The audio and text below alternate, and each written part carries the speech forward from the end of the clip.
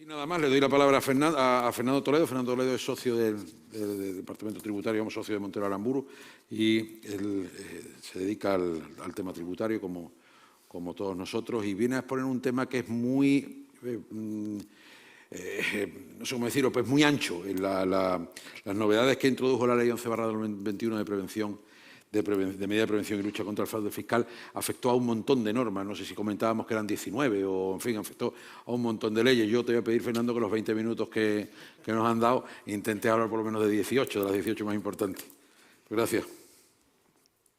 Bueno, muchas gracias, Juan Luis, por la presentación. Te rogaría, teniendo en cuenta la extensión de la ponencia, que me cortes cuando corresponda, porque si me dejas probablemente consuma todo el tiempo. Como he asistido a varias ponencias en relación con esta ley, la ley 11/2021, que tiene un título muy largo, pero yo he resumido de medidas de prevención y lucha contra el fraude fiscal, y en alguna de ellas me llamó la atención que utilizaban el término de ley ómnibus. Y ya la segunda o la tercera vez que lo escuché, a pesar de que es un término que no nos resulta ajeno a los abogados, ¿y a qué se referirán? Si acudimos al diccionario de la Real Academia de la Lengua, tiene una acepción que se llama, que refiere a tren ómnibus, aquel que lleva vagones de todas clases y para en todas las estaciones. Pues esto es la ley. Es decir, lleva vagones de todas clases porque hace modificaciones de distintas materias y para en todas las estaciones, que son todos los impuestos. Como veremos a continuación, se van a modificar, si no todos, prácticamente todos los impuestos que conocemos. La presentación es muy extensa, lo hemos preparado como un documento de trabajo para que ustedes lo tengan cuando lo reciban y lo utilicen de consulta, evidentemente teniendo presente el tiempo que me ha impuesto Juan Luis de 20 minutos, no me va a dar tiempo a verlo todo con el detalle que merece, pero sí me referiré lo iremos viendo seguramente todas las transparencias, algunas con más celeridad y otras con más pausa, pero sí me gustaría centrarme en determinadas cuestiones para trasladárselas. Les pido disculpas de antemano a lo mejor por la celeridad con la que trato algunos de los temas, pero en cualquier caso, como van a tener la presentación, que insisto, la hemos confeccionado como documento de trabajo, podrán ustedes seguirla. El anteproyecto de esta ley sale a publicación en el año 2018 y empieza su trámite parlamentario, evidentemente teniendo en cuenta las consecuencias y la paralización de la pandemia durante el 2020 y es publicada el 10 de julio del 2021. Como adelantaba Juan Luis, modifica, yo creo que más, pero por lo menos 19 leyes, que son justo los 19 artículos que tiene la ley, con lo cual en cada uno de sus artículos está modificando una norma. ¿Cuáles son los objetivos que adelanta la exposición de motivos de la ley? Básicamente 3, aunque después descubriremos a lo largo de la exposición y en función del tiempo que me dé que hay alguno más oculto, ¿no?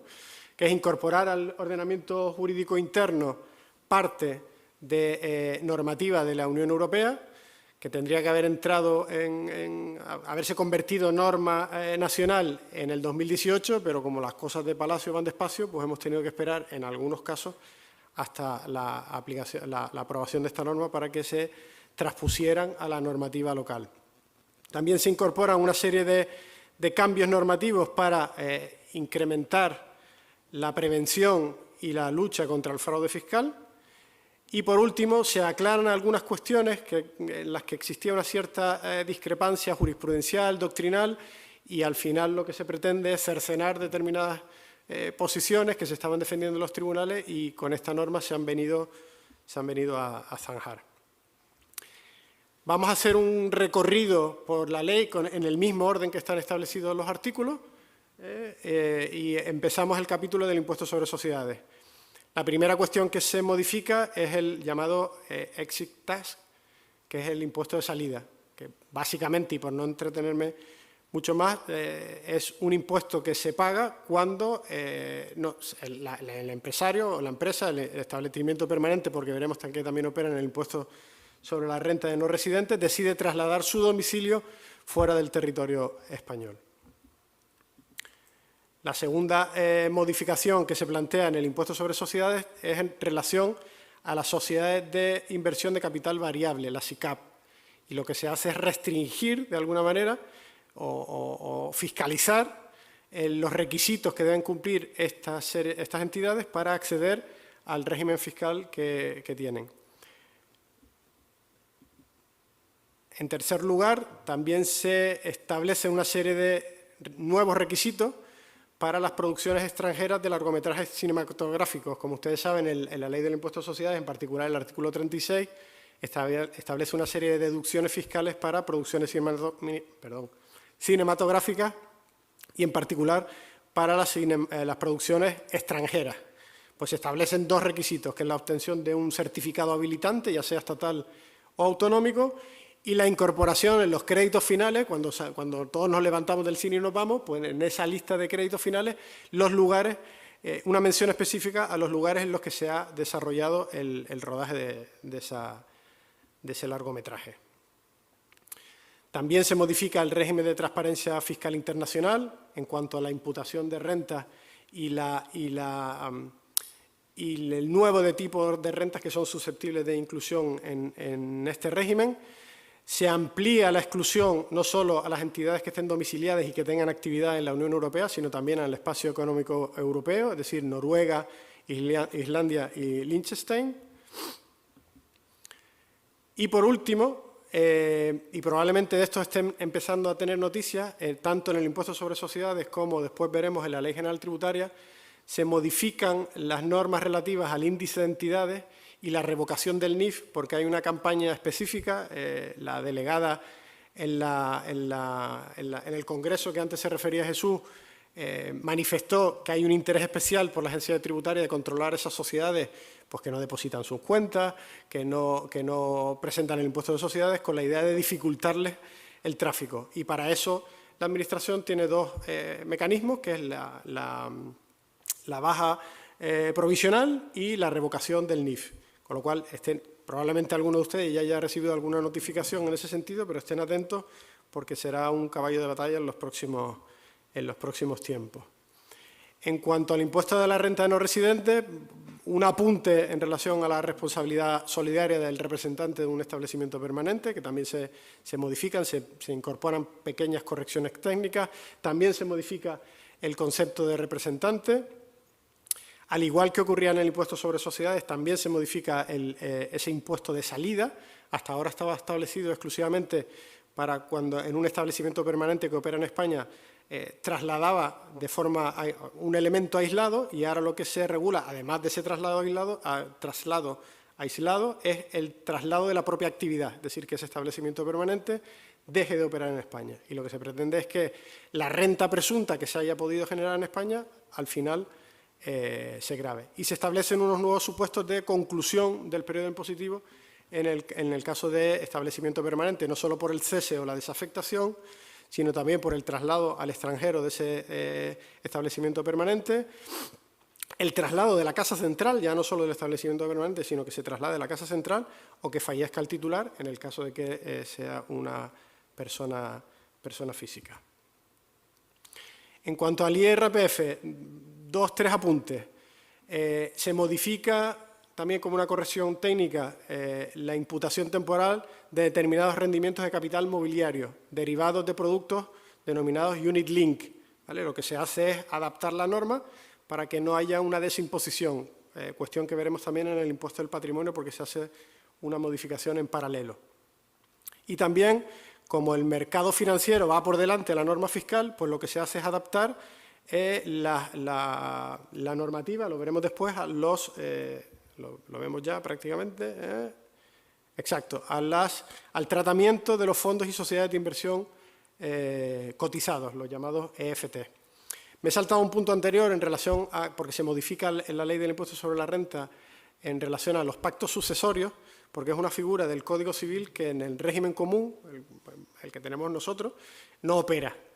Normalmente, por la experiencia que yo tengo, está muy presente, por ejemplo, en Galicia, ¿vale? Son unos pactos que tributan, así con carácter general, en el impuesto sobre sucesiones, pero que se hacen inter vivos, es decir, el causante es futuro causante, todavía no lo es. Entonces, para evitar unas ciertas disfunciones que se estaban produciendo en el impuesto sobre la renta, se incorpora los pactos sucesores también con determinadas cautelas. Creo que la cuestión más importante que viene a modificar es la reducción, viene a modificar, puntualizar la reducción del 60%. Había una cierta discusión sobre si la reducción aplicaba o no aplicaba sobre aquellos, porque la norma no lo decía, sobre aquellos rendimientos que no se hubieran declarado. Había una cierta discusión doctrinal, incluso jurisprudencial, pues bueno, ahora la ley lo deja clarísimo, es decir, solo se aplicará sobre el rendimiento neto positivo que se declare. Si no se declaran ingresos o los gastos declarados no son deducibles, esa corrección que se haga no podrá disfrutar del 60% de reducción.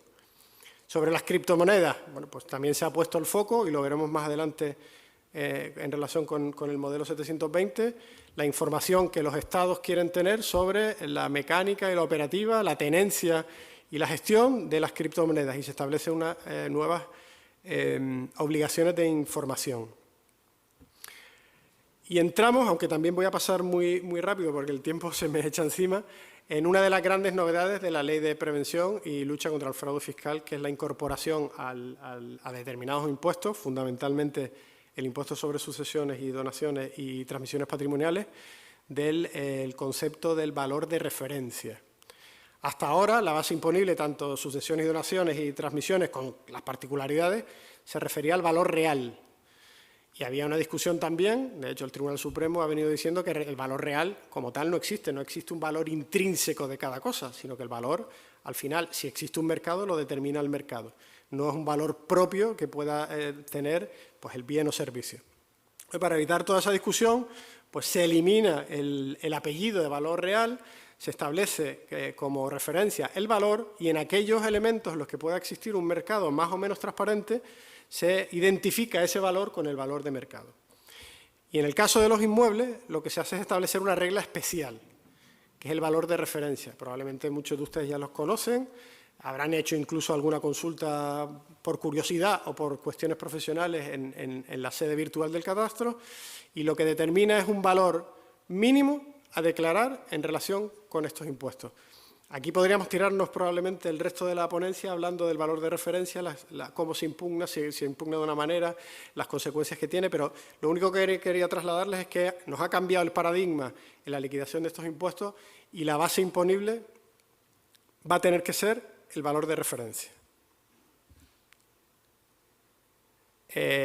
Unas normas de acumulación de donaciones en relación con los pactos sucesorios que hemos hablado, también la adecuación de la normativa del impuesto sobre sucesiones y donaciones a todos los no residentes. Hubo una primera sentencia del Tribunal de Justicia de la Unión Europea que obligó a modificar a España las normas de conexión cuando el causante era un no residente dentro de la Unión Europea, y con posterioridad, en el 2018, se ha extendido a todos los no residentes, con una serie de puntos de conexión en función de si el causante era no residente, los causavientes son residentes, etcétera.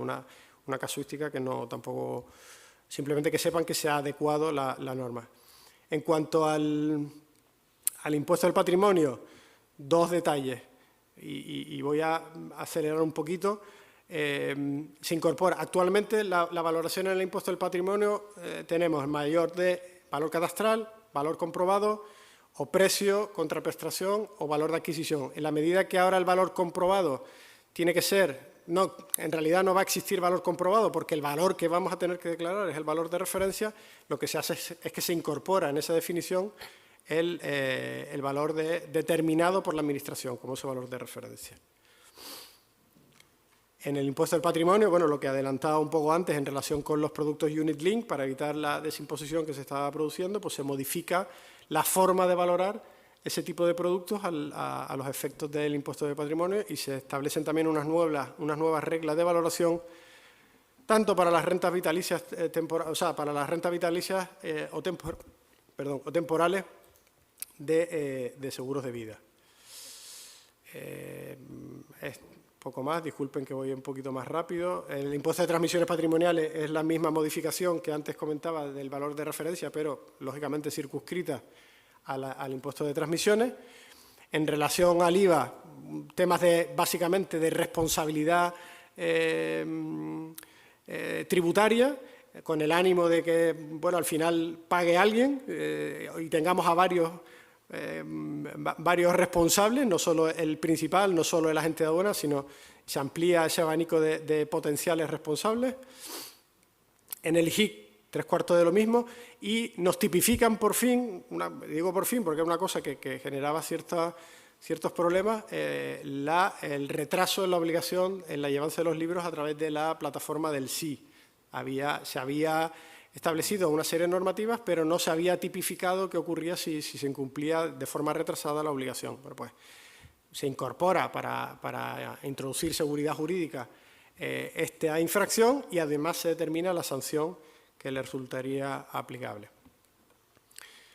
De todas estas, hemos pasado por un catálogo de impuestos, prácticamente todos, y los que faltan vienen a continuación, pues se modifican también los impuestos especiales, el juego, alguna cuestión del REF vinculada al registro especial de buques, la fiscalidad o algunas cuestiones fiscales sobre la SOCIMI, de medidas urgentes frente al COVID, la ley del notariado, la ley reguladora de la jurisdicción contenciosa administrativa y la represión del contrabando.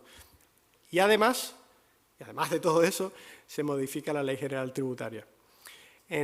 Como voy regular de tiempo y quiero ajustarme para no robarle a mis compañeros, voy a focalizar lo que me queda, los 3-4 minutos que me puedan quedar, en 2-3 cuestiones, porque, insisto, las demás las tienen ahí y están bastante bien sintetizadas. Se establece, desde la entrada en vigor de la norma, y hay un régimen transitorio, un nuevo supuesto de recargos por presentaciones extemporáneas de forma voluntaria. Tienen ahí un cuadro explicativo, se mejora sustancialmente con la intención de provocar las regularizaciones voluntarias. Hasta ahora era por tramos, de menos de 3 meses, de 3 a 6, de 6 a 12 y más de 12. Pues ahí tienen los 4 tipos de recargos que eran aplicables y ahora van a ser del 1% acumulativo hasta un máximo del 15%, y en el último supuesto de mayor de 12 meses también con el devengo de intereses de demora. Se establece una nueva obligación formal y la correspondiente, lo adelanto ya porque vendrá después, infracción y la sanción que será aplicable en el caso de incumplimiento por los llamados programas de doble uso, es decir, esos programas que permiten llevar doble contabilidad. Entonces, se establece una nueva obligación formal que afecta tanto a los productores, a los comercializadores, pero también a los usuarios. Es decir, va a estar sancionado no solo fabricar y comercializar, sino tener ese tipo de programas de doble uso.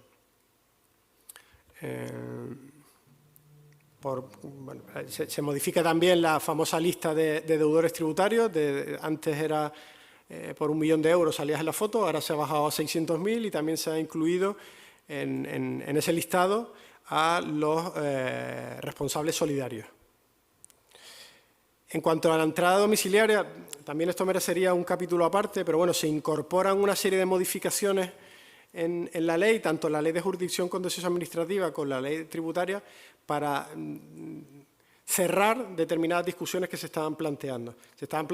A modo de pincelada, se estaba planteando si el juez de lo contencioso administrativo tenía la habilitación, tenía la capacidad para decretar esas órdenes de entrada y registro. Había algún autor que decía que no era competente. Entonces, se modifica la ley de jurisdicción contenciosa administrativa para decir ahora que sí son competentes, con lo cual, zanjada la duda. Y también había una discusión que, si no me equivoco, después quizás Javier pueda puntualizar algo al respecto, que había establecido el Tribunal Supremo en una sentencia del 2020, y es que las órdenes de entrada y registro en domicilios constitucionalmente protegidos, estamos hablando de aquellos domicilios en los que se requiere el consentimiento del interesado o bien una orden o un mandato judicial, no se podían realizar con carácter previo al inicio de la actuación, sino que tenía que ser una actuación que ya estuviera iniciada y comunicada al contribuyente. Pues bueno, pues se modifica el artículo correspondiente de la Ley General Tributaria para permitir que esas entradas, con la habilitación correspondiente de la autoridad judicial, se puedan realizar con carácter previo al inicio formal de las actuaciones de comprobación. Perdón que vaya así, pero al final el tiempo... Una cuestión a los que estamos acostumbrados a bregar con la administración tributaria y con la dependencia de inspección, ya no es obligatorio en los casos de actas de disconformidad el famoso informe ampliatorio. Al final el informe ampliatorio era prácticamente un cortapega del acta, entonces ya es solo carácter potestativo a criterio del inspector cuando tenga que completar de alguna forma lo que se desarrolle en el acta de disconformidad. Juan Luis, sé que voy mal de tiempo. Dame un minuto solamente, por favor, por ver el cadastro y las haciendas locales. Insisto, se modifica la ley y lo de pagos en efectivo, simplemente. Bueno, ya es una cuestión conocida, pero nos sigue sorprendiendo en el despacho que hay muchos clientes que todavía no lo conocen, y es que con efectos desde la entrada en vigor se ha reducido la posibilidad de hacer pagos en efectivo de los 2.500 euros a 1.000 euros, ¿vale? 1.000 euros o moneda extranjera equivalente, ¿sí? Porque muchas veces nos decían, no, a mí me ha pagado en dólares, me da exactamente igual, es decir, al final es o los 1.000 euros en moneda nacional o la moneda extranjera que resulte equivalente a ese importe.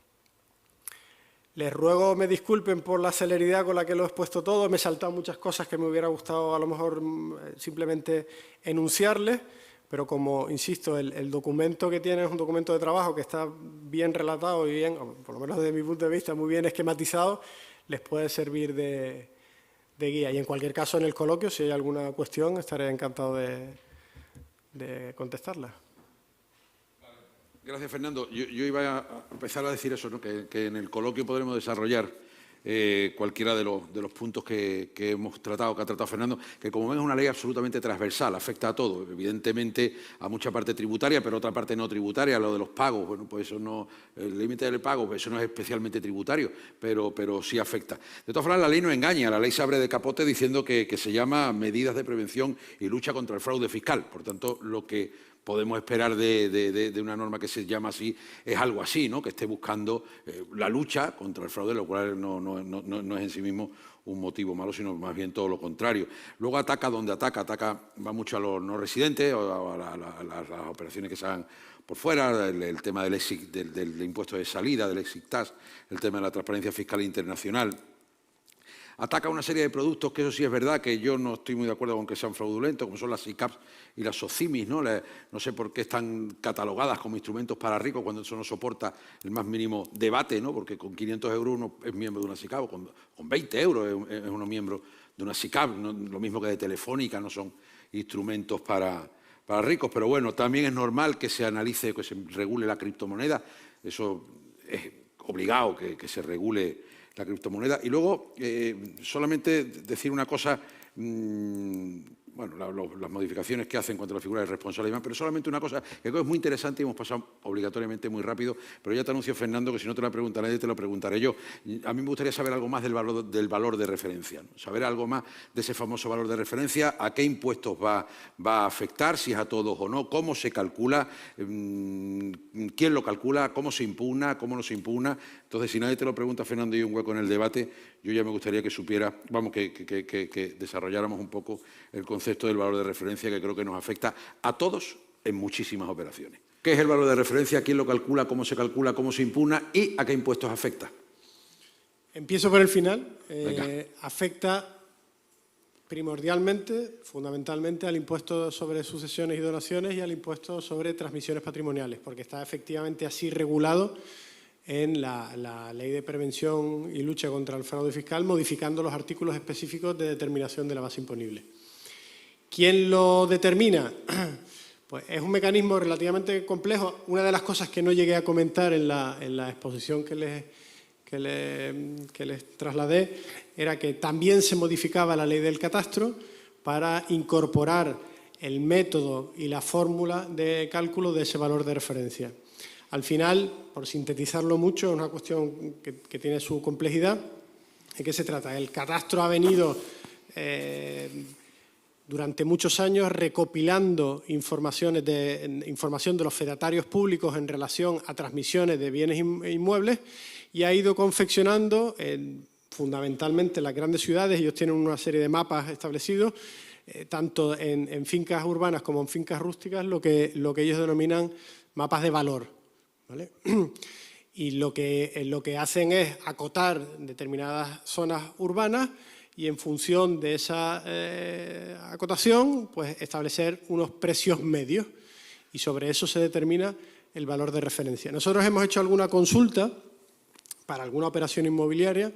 Es muy sencillo, está dentro de la página web de la sede virtual del catastro, un apartado específico, lo puede consultar cualquiera, es uno de los servicios gratuitos, pide una serie de datos de control, el DNI o el certificado electrónico, para qué motivo se solicita, la fecha de valoración y al final lo que te arroja es un valor que se supone que es en función de las características que tiene ese inmueble en el catastro, que no tiene por qué coincidir con la realidad física del inmueble, se aplican una serie de valores medios, una serie de coeficientes reductores en función de una serie de parámetros que, insisto, son demasiado complejos, que probablemente yo ni los haya entendido en su totalidad y son demasiado complejos para exponerlos aquí hoy, y lo que hace es arrojar un valor que constituye la base de esos dos impuestos. De alguna manera desaparece ese concepto de valor comprobado porque la Administración no va a comprobar el valor. Lo que va a comprobar es si hemos declarado en aquellos inmuebles, porque ese mapa no cubre la totalidad de los inmuebles que pueda haber en un determinado municipio, pero si existe ese valor de referencia, la Administración lo único que va a comprobar es si el valor de referencia, o sea, si la base imponible que hemos declarado coincide o no con el valor de referencia. Si coincide o es superior el declarado, no habrá ningún problema, y si no coincide, lo que hará es girar una liquidación por la diferencia. Formas de impugnación, eso me sirve para enlazar. La forma de impugnación bien será atacando esa liquidación que practica la Administración o bien impugnando la autoliquidación que nosotros hagamos. Vamos a suponer que yo asumo y liquido esa transmisión patrimonial con el valor de referencia, pero no estoy de acuerdo. Pero por no tener problema, digo, bueno, pues yo liquido el impuesto, pago y a continuación, a renglón seguido, lo que hago es impugnar mi propia autoliquidación. En vía de esa impugnación de autoliquidación, de esa solicitud de rectificación, o bien impugnando la liquidación practicada por la propia Administración, es cuando se pone de manifiesto, o se tiene que poner de manifiesto, esa diferencia de criterio con respecto al valor de referencia.